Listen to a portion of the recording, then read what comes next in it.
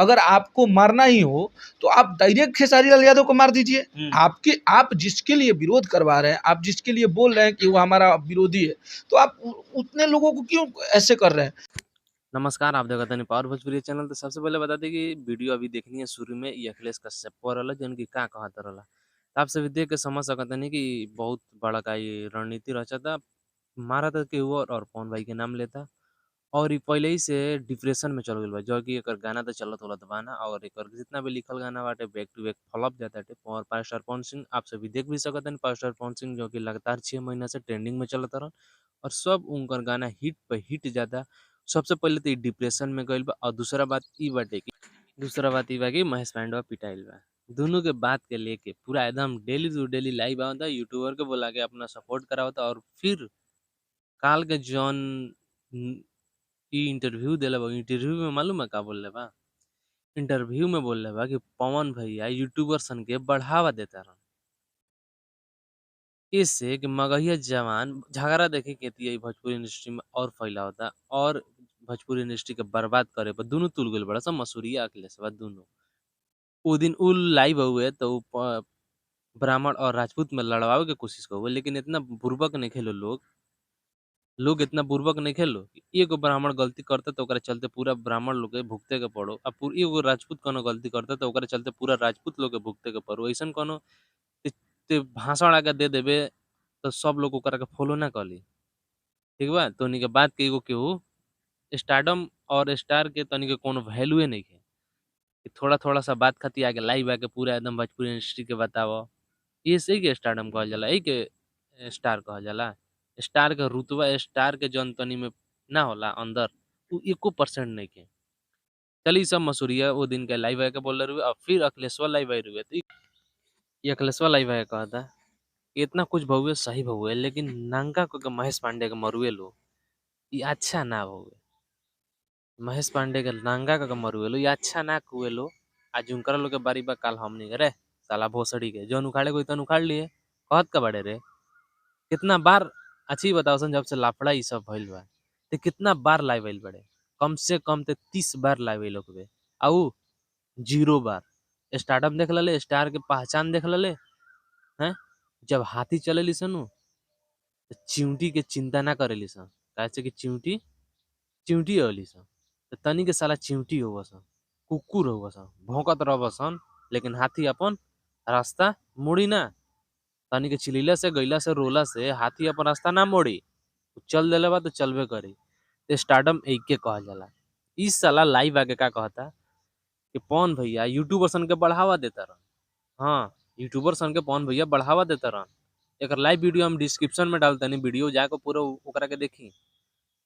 ओकरा बाद से इ का कहता, जौन मगहिया जवान बाड़न, जौन खेसारी के गरियावत रहन और पवन भैया के भी गरियावत रहन। अब देखी कहाँ-कहाँ इ झगड़ा लड़ावता। मसूरिया तो लड़ाइबे कइलस। अब इ लगावता। जौन मगहिया जवान बाड़न उ खेसारियो के गरियावत रहन, पवनो सिंह के गरियावत रहन। आज ओही मगहिया जवान के पवन सिंह सम्मानित करता। तोर का फाटता रे? हैं? सम्मानित लायक उ कार्य करता तो ओकरा के सम्मानित कइल जाता। तोर फाटत का बा? आ मसूरिया का फाटता? हैं? अब तनी के कोनो एथी नइखे चर्चा करे के? हैं? गाली गलौज करे के अब कुछ मिलत नइखे कि हमर गानवा हिट हो जाओ। काहे नहीं से हिट करत? 6 महीना से बाजता कोनो गाना मार्केट में? हैं? उखाड़ के फेंका गइल बाड़ सन भोजपुरी इंडस्ट्री से।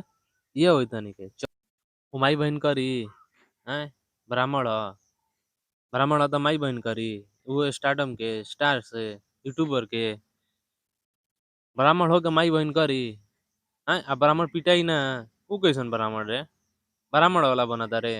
पूछ जाके मसूरिया से, ओकर गुरु ब्राह्मणे हवन। का ब्राह्मण के ओ दिन पूजा कहुए 3 तारीख के?